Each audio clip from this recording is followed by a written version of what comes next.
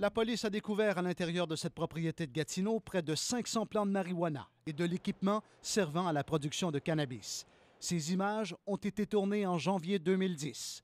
Le démantèlement de la serre hydroponique a mené à l'arrestation d'une personne d'origine asiatique. Et nous voici maintenant, presque 5 ans plus tard. La même maison est sur le marché de la revente. L'occasion est belle d'aller la visiter avec mon collègue Simon-Pierre Ouellet. Non, on a juste une madame qui est propriétaire actuellement. En descendant au sous-sol, nous reniflons une forte odeur d'humidité. Moisissure? Non plus.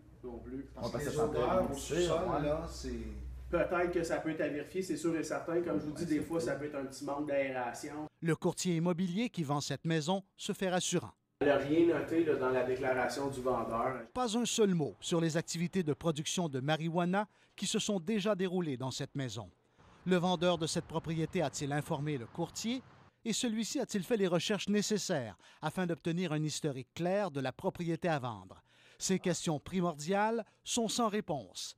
Mais le président de la Chambre immobilière de l'Outaouais, Errol Mongrain, affirme que la responsabilité du courtier est très claire. Faire des divulgations ne veut pas dire enquête pour le courtier. Le courtier n'est pas tenu d'aller au-delà de ce qui est demandé de lui avec la documentation qui lui est fournie par l'organisme régulateur. Mais le courtier doit être proactif quand même. Si les courtiers immobiliers ne savent pas tout ou ne disent pas tout, c'est aussi vrai pour les propriétaires qui vendent leur maison sans courtier. Nous visitons une propriété à vendre à Val-des-Monts. Au téléphone, le propriétaire ne dit pas un mot sur la serre hydroponique qui a été démantelée à cet endroit en 2009. Pendant la visite de la propriété par la suite, l'homme qui représente le propriétaire vendeur est silencieux sur les activités du passé. Y a-t-il des problèmes d'infiltration d'eau, de moisissure, une situation particulière au bâtiment? Non.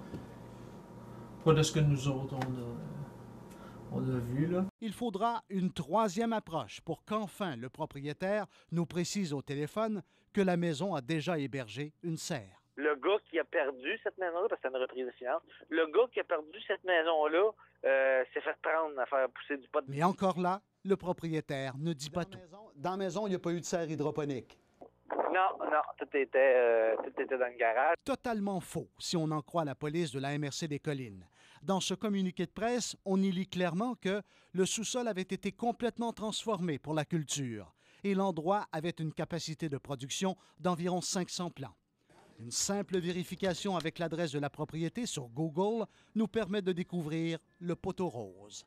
Il n'existe aucune liste officielle de maisons utilisées pour la culture de cannabis ayant fait l'objet de démantèlement. Et c'est ça le problème, si bien que l'acheteur doit se fier sur la bonne foi d'un peu tout le monde et espérer qu'il n'a pas mis la main sur une propriété contaminée.